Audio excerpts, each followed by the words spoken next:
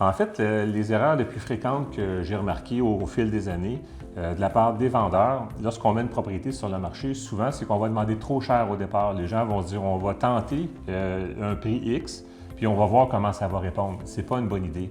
Parce que lorsqu'on demande trop cher par rapport au marché, les gens voient la propriété, ils la voient une fois, puis si on est pour baisser le prix dans un mois, bien, il y a des bonnes chances que ces gens-là, on ne les récupère jamais. Ils sont perdus.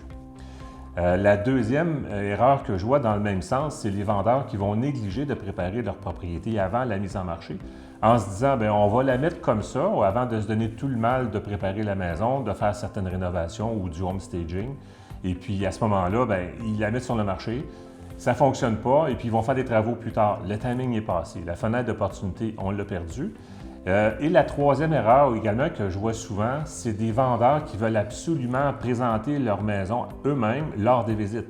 Alors, ils vont s'assurer de donner tous les petits détails, toutes les choses, puis de prendre le contrôle de la visite.